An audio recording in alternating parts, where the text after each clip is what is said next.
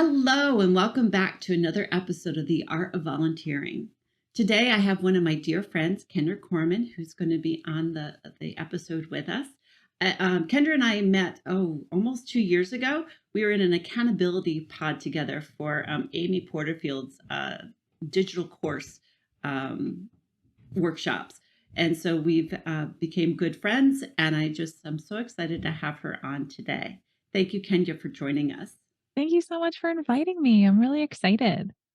Let me just give you a little bit about Kendra.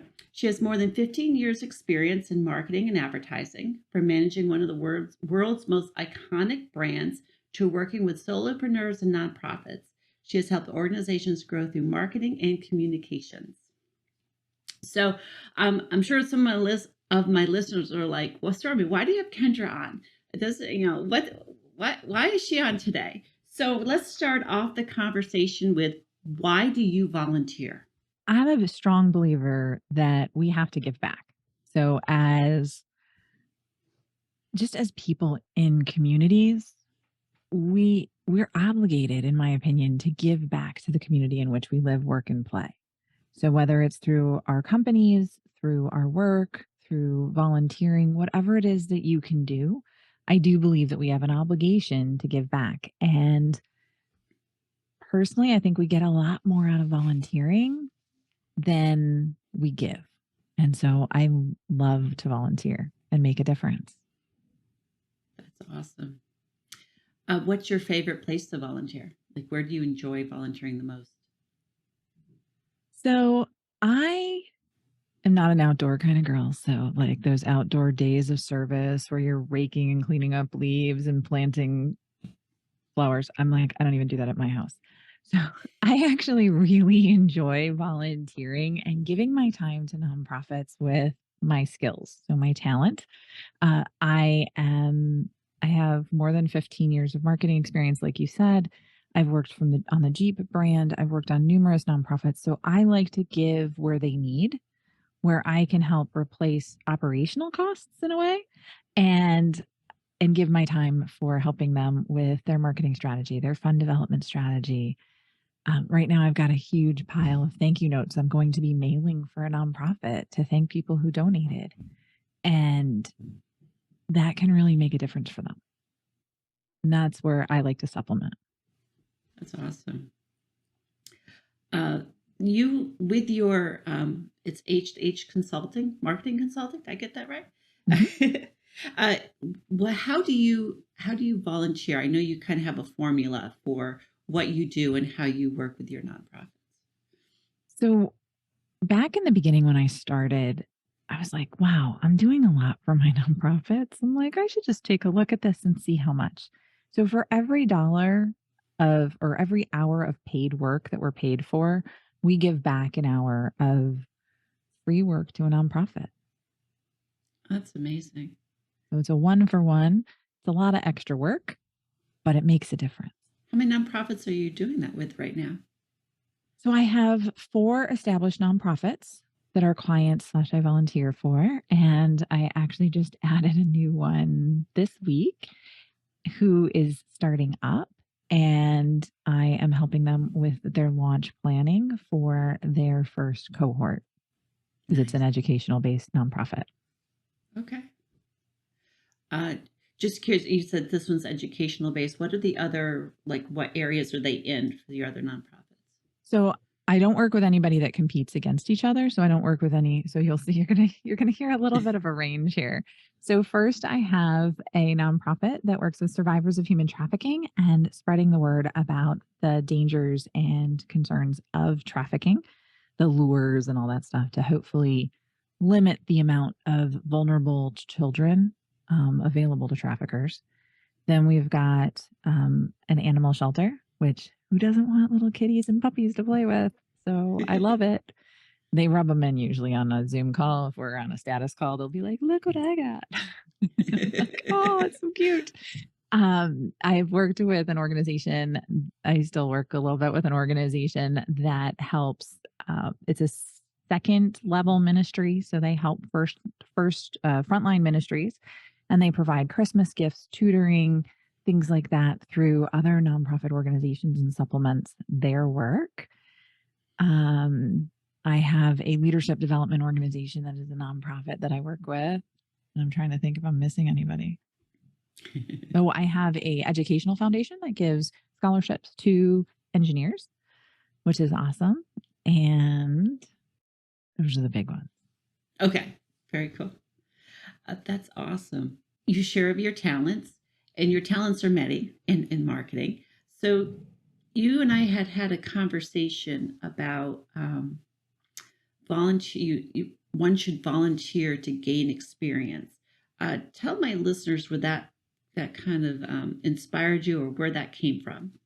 So I've always been a get involved kind of girl. Like I've always filled my calendar with stuff to do.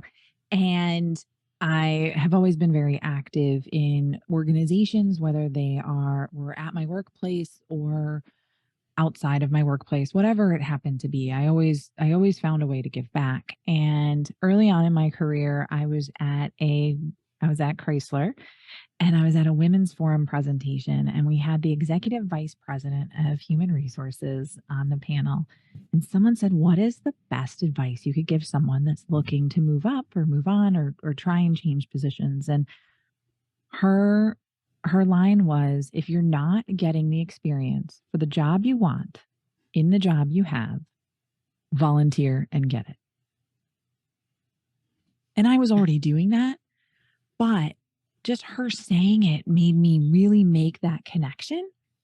I wasn't doing it to try and get experience and move up. I was actually doing it just because I liked it, right? And I wanted to get involved and stay involved. And then I was like, wow, this could really help me move up and get me the job that I want. And I became the youngest person in marketing at the time at Chrysler, eventually became the Jeep advertising manager. And I attribute all of that to the volunteer work that I did at Chrysler through the Women's Forum and all the different projects that we did. It, I didn't make the direct connection in the beginning, but once she said that, it really resonated with me and has probably still been the single best piece of advice that I've ever been given. And even though I have a lot of experience now, I still volunteer to give back and to make a difference and to learn other things because marketing is constantly changing. And so there's always opportunities. And not one of my nonprofits is not willing to experiment and try new things. And so I can actually work with them and test things out, which is a lot of fun. That's awesome. Circling back about you getting experience in areas that you might want to learn or try different things.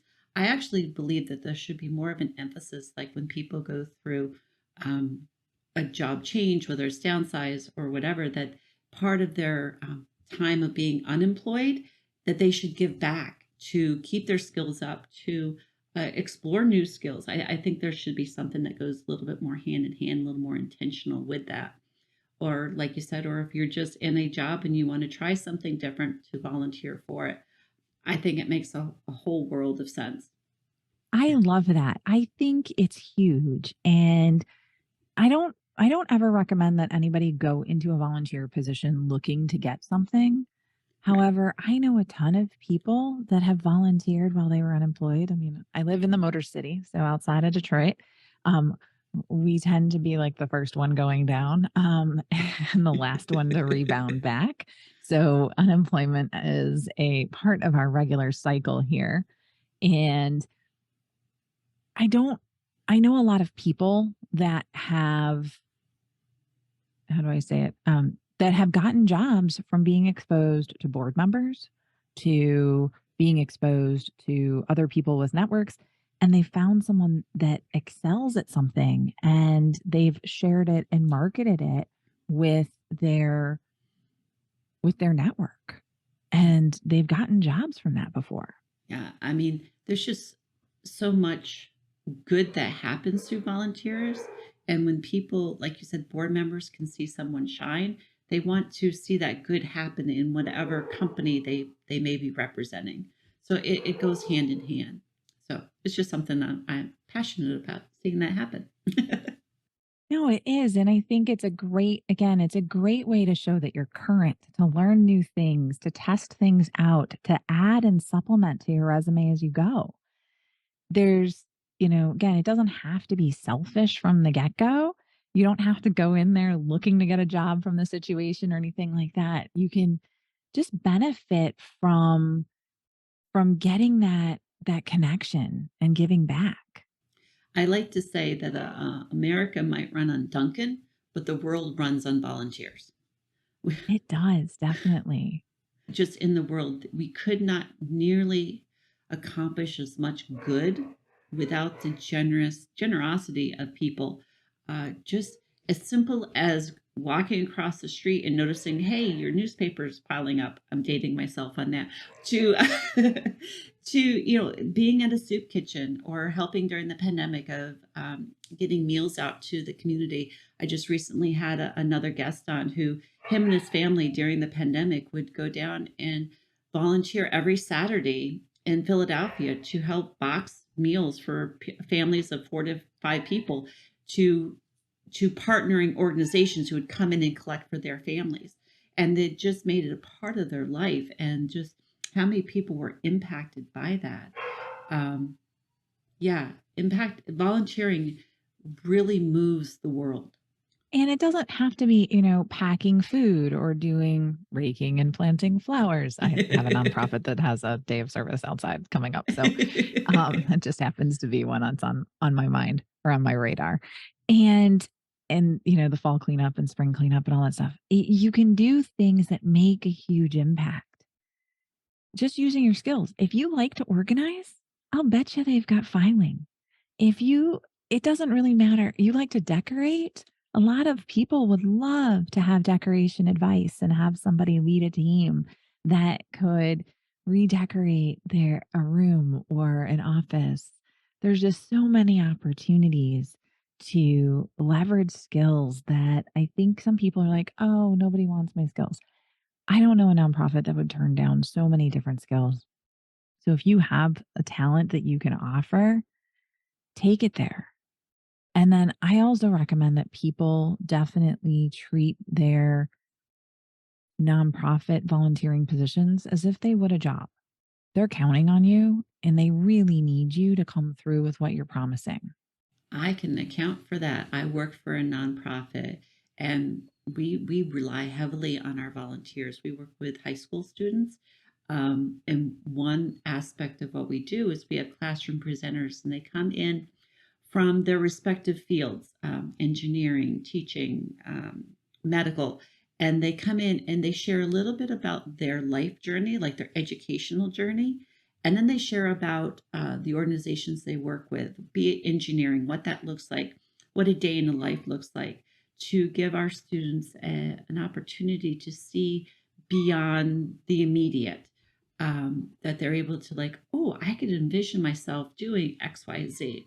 But when we prepare for the classes, we need to know that volunteer is going to show up, because that's what the students are looking forward to. So there is that commitment level that has to come along with volunteering. It's easy to say, oh, I don't feel like it, but you got to think about who's relying on me to for that time I'm going to give. Yeah, I mean, it's more obvious, I think, at some places to people that it's really needed. Like, who's going to walk the dog if you don't go there? The poor dog's going to end up staying in the kennel longer than they need to, or the cat's not going to experience the level of enrichment that they need. Um, the horse's stalls are going to get dirty. There's just so many different things that people that those I think are a little bit more obvious to people. But Right. if you're not posting on social media or not taking the pictures that they're sending you, or you're not writing that article or that newsletter that they had asked you to do that you stepped up to do, it pushes everything back. It affects all of everything else that they're doing, all of their other communications. And yeah, I mean, it's a job. They're counting on you to do it. And it's amazing that you're stepping forward to do it. You guys got to follow through. Totally agree with that. Okay. you come from a marketing background, and I know marketing is your passion. Actually, email marketing is your passion. Can you share your perspective on this? Maybe the importance of marketing in nonprofits and volunteering, just how that all relates or how you see it relate? So with nonprofit marketing, so I was one of those people at the beginning that was like, oh, well, it's same thing as marketing Jeep vehicles, right? It is and it isn't. Because your target's a little bit different. Who you're marketing to is a little bit different. And what they want to hear about is also a little bit different. But constant and consistent communication is key. Whether you're in business for yourself, consulting, or selling Jeep vehicles, or selling in wholesale insurance, which I came from also, whatever it is that you're selling, your job is to remain top of mind and to build a relationship with your audience. That relationship is key in any business. I mean, I ask my students, so I also teach part-time for a local Christian university. And I ask my students, okay, tell me about a brand you love. And they always give me brands. I mean, I got a lot of student athletes in my class. So we've got Nike, we've got Under Armour, we've got all of these different brands of someone loved baseball, of a certain brand of baseball bat this year. But again, they have a relationship with the brand. They have a relationship with that product. And so again, whether it's Nike and Under Armour or Jeep vehicles or insurance or me talking to people about email marketing, it really doesn't matter. It's all about that relationship. And the only way to build a relationship is constant and consistent communication.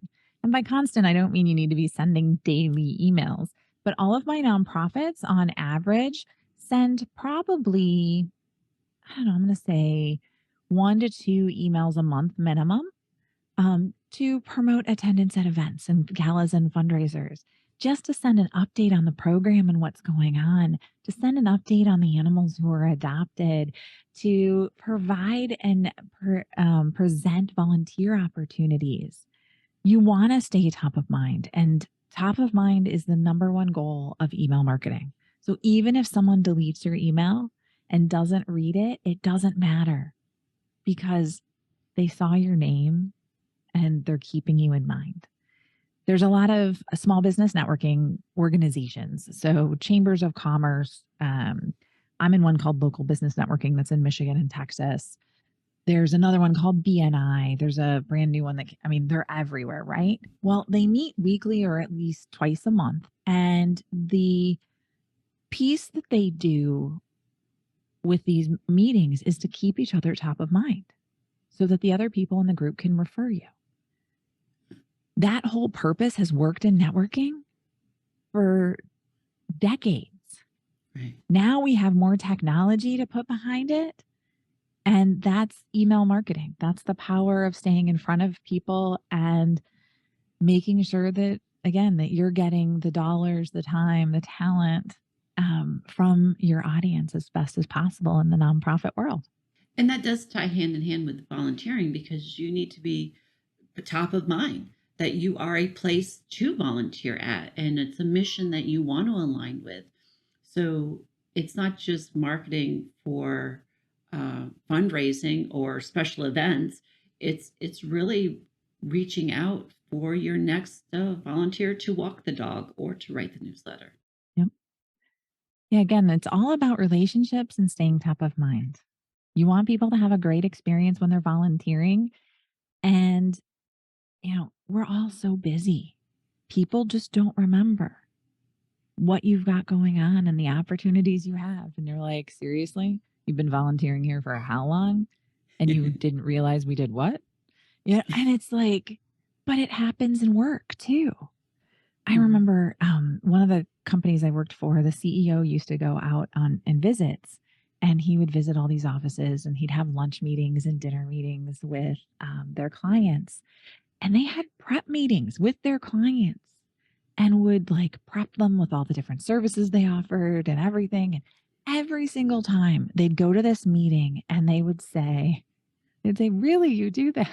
They're like, oh my gosh, I just prepped you on this. We're so busy. Our lives are so full And they've gotten busier, I think, since COVID and the pandemic, but you can't expect anybody to remember anything unless it applies Right. directly to them at that moment, which is why, again, staying top of mind with volunteer opportunities, with how to sign up for opportunities.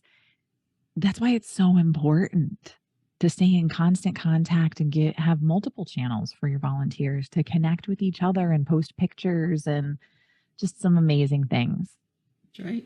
Because when your volunteers are doing that, they become your greatest advocates for sharing your mission, and the email marketing or social media, all those platforms just complement that experience. And I tell people, so anybody that wants to raise a bunch of money for Giving Tuesday or some day of giving, I always recommend that they get ambassadors, social media ambassadors that will spread the word about what you're trying to do.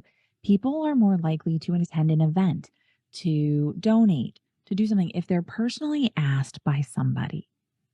Right. Well, if somebody is personally asking them and they're a advocate for you, they're an ambassador out there for you, everything that you invest in building those volunteers makes a difference. And I think it's something that should be core to every nonprofit.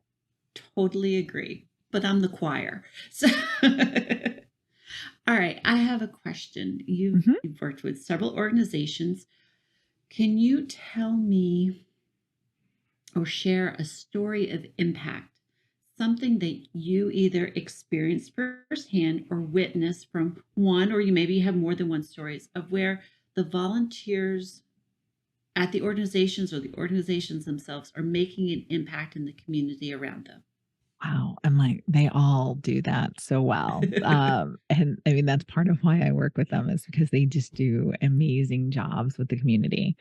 So I think Hope Against Trafficking is an organization that I work with. They help survivors of human trafficking and they give them a first chance at life because they never really had a first chance. This isn't a second chance. They weren't given the first chance.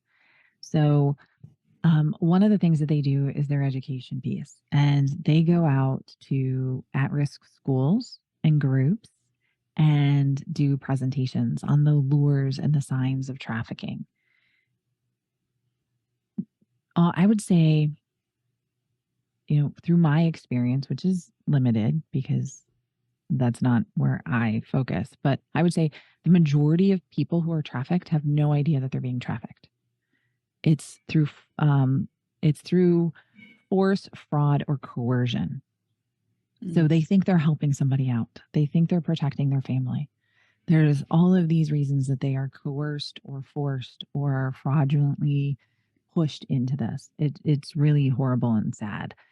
But one of the people that volunteer in the education program has actually multiple of them have actually presented and two different at risk and have called the FBI Wow. and have saved people out of trafficking through education events and gotten the FBI involved. It's a big see something, say something. Mhm. Even if it just feels off, you Right. want to bring that to people's attention. And the sheriff of the county that I live in, which is Oakland County, he is big into anti trafficking laws and regulations and things like that. He's like, no, I'd rather find out it was bogus than miss something that could have been stopped. Wow. Like, call us, let us know. We'll go check it out. And they've been able to identify and save young girls between the ages of 12 and 14 that were either being groomed or were falling into trafficking with a trafficker and Wow. bring in the FBI to help stop it, which I think is just, gives me goosebumps when I think about it. It's very weighty what you just shared, and then the impact that that organization is making, and that volunteers are willing to go there because that's such a hard place. I mean, you just sharing it, there's like this. I kind of felt like a weight come down, but to be involved in that on a daily basis, it takes um, oh, fortitude, just a whole group of emotions and abilities to go into those hard places. one of their volunteers who's amazing. She is an amazing public speaker and so passionate. And that's literally what she does. She goes out and she does public speaking to giving groups and things like that and asks for funding for different. So she's not, on the front lines necessarily working with the survivors every day. She's not doing art therapy or equine therapy, but she's out there giving presentations. And she'll say, I don't have any cute puppies or kitties. And I don't have any little sad little kids to show you because nobody wants to talk about trafficking and what's going on. I had a call with a friend of mine who's in marketing and advertising. She's like, oh, one of my kids for Christmas bought me this purse that had all of these cities and the monies went to trafficking efforts in Africa. And I'm like, well, that's great. What are you guys going to be doing about the trafficking here in Michigan, in our county? Trafficking has been reported in every zip code in Michigan. Every zip code. I mean, there's 5 zip codes just in my city. Yeah. So it's something people don't like to talk about. No. It's something that isn't pretty and fun, but I've firsthand seen people make an impact and make a difference because it comes down to saving one life. And that's what they're doing. Oh, thank you for sharing that. I almost don't want to go into my next question because there's just so much with that. Let's clear the slate. Yeah, there's another podcast that I have listened to occasionally. Mike Kim, he talks about, I think it's Love 146, and where he had been part of the founder started that organization when he had actually gone on I would say like an observation trip as a donor, and he saw they couldn't intervene. They actually only had to witness it. And there's this one girl whose number was 146, and she still had a spark in her eye, like she was still alive, where a lot of the other girls, the spark had gone out. And so he named his nonprofit Love 146 because the impact that situation had on his life. Yeah, there's so much that goes into that. So I encourage people to get to know the warning signs in whatever community you're listening to this podcast with, and help save one person at a time, because it's not just girls, it's guys too, right? It is. Yeah. It is. And so many people just don't want to get involved because it isn't fun or sexy. No. It's the dark bowels of who we are and what's going on. Okay. We are going to move on. Okay, good. Let's get happy stuff now. Here's my, I think it's a fun question. Some of my guests might not. Can you share a blooper? Something that maybe didn't go wrong, but just didn't go the way you thought it was supposed to go, like the way it wasn't planned, and what you learned from the situation. I got a list. I got to think of something. So I have a heart attack every time I send out an email, because some emails I'm sending out to like thousands of people. My favorite is when the links don't work because, I forgot to attach them to the right link. So I have actually numerous times sent things to the wrong people, or the wrong thing, or something in draft that didn't have the right stuff. And I would say, it sounds a little bit light and small after our talking, but the thing I learned, nobody died from me sending the wrong link. We corrected it. We sent it out. People realized I was human. I realized I was human. And I think it's okay to make mistakes. And I think people will give you the grace and understanding because they've done it too. And I think that's okay. But I would say, yeah, when you're trying to send things out, being detail oriented and proofing and having multiple people proof things is a great lesson to have. but also to remember that this isn't brain surgery. You know, what I'm doing in marketing and stuff like that, it's important. And I want to give the best I can to my nonprofits and their brands, but sometimes mistakes happen and we just have to learn from them. And you're always going to be learning. And that's why if you're volunteering to get experience that you don't have, so if you want to become a social media manager, there are a ton of organizations that would love your help with their social media, right? And because there's so much more that they can do. You're going to make mistakes. You're going to try things that aren't going to work. That's okay because not only are you learning, but that organization is learning. And that's all good.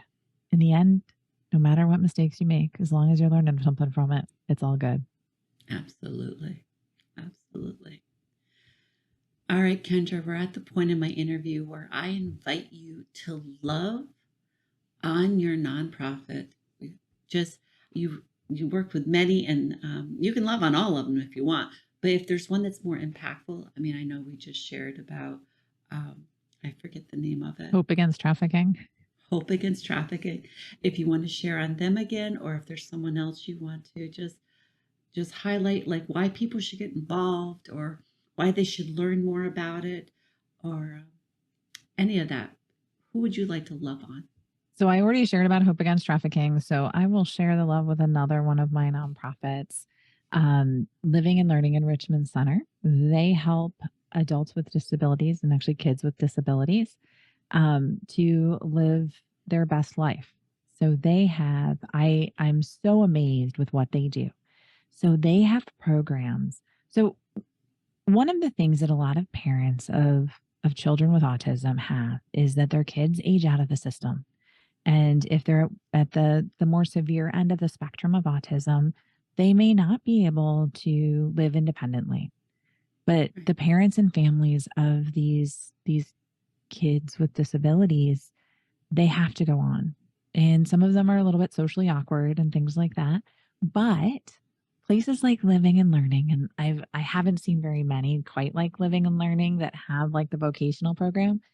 They also have their Tuesday night social hours, their Friday night hangouts, and their Saturday night hangouts where they have pizza and friends that they haven't had ever before because they weren't around people that were like them, that had the same level of social interaction. There are kids that come that were like, I've never had friends before, and they love going. They love going. But every donation that you do helps offset costs that allow them to put more programs in place. So you can do things from actually volunteering to work, something like that. They've got a 12-acre campus here in Michigan. Other ones probably have smaller spaces, but they've got days of service that you could do. You can help them do maintenance and cleanup days, and you could work their front desk, answer the phone. I mean, little things like that just can make such a big difference. And every dollar you save them can go back into programming and helping adults, again, with all different kinds of disabilities get vocational training, get um, have social activities, art classes. I mean, some of these people in the programs there are so talented. They actually sell their artwork in a local store. It's just unbelievable what they're capable of doing and the service that they're providing, not just to the individual taking part, but the parents and the families of these individuals who were worried about what was going to happen next. And they're not as worried anymore. And so that's livingandlearningscenter.org if you want to check it out. Living and Learning Enrichment Center. They have an amazing, just too many programs, I think, sometimes because I can't keep track of them all, but they've got amazing programs and just they're an unbelievable organization that provides a service that's not matched anywhere else. One of my former clients retired because he had a son with autism on the severe end of the spectrum, and he had to retire and close their family business that he built up to spend more time with his son because there was no other place for him to go. And having to dedicate that time to his family is remarkable. But there's just so much more that he could do and that his son could do that we need a lot more of those types of places around to help people and to help them live their best life. And some of them are even becoming independent and living in group homes and just things that their parents never thought they could do before. It's amazing. It's amazing what they're doing. I love it. Thank you for sharing that. So I knew I'd loved having you on the podcast today. I love your stories. Thank you so much. Well, I love listening to your podcast. I think it's great. I think people underestimate the value that they're providing through volunteering. And I think with your podcast and the art of volunteering, there's just so much that people don't realize that they can do and provide and should be providing. I think we're obligated to provide a certain amount of that. Make a difference. I agree. You talked very much on the local level. On an international level, I have a guest coming up this summer. She volunteered. She's a retired accountant. So she actually she went to Africa last summer to do the audit of a nonprofit. So she was able to go visit with the community that she was in and do their books. Like when we talk about talent, it can be anything. You talked about the young woman who's a public speaker. Like, it doesn't have to be just raking leaves. But I think people think about soup kitchens and raking leaves when they think about volunteering. And it's so much more than that. Absolutely. So much more. Anywhere from being on a board to, like you said, writing a newsletter, managing someone's social media. If you have a passion to give back, there's a place for you to do it. And it's just as simple as asking your friend, hey, what are you passionate about? Or look at yourself. What are you passionate about? Find the organization and they will accept you with open arms. Believe me. Exactly. Well, Kendra, I want to thank you for being my guest today. I thoroughly enjoyed our conversation. I know my listeners did. And I just, again, want to thank you. Thank you so much for having me. I'm super excited. It's great to see you, not on a Tuesday night. Yeah. So that's our normal meetings that we hold each other accountable for what we're delivering on our podcasts and the value we're providing our audiences. So that's always a fun time. Awesome. Well, to my listeners, thank you for tuning in today. And I look forward to seeing you on the next Art of Volunteering. Have a great day. Bye-bye.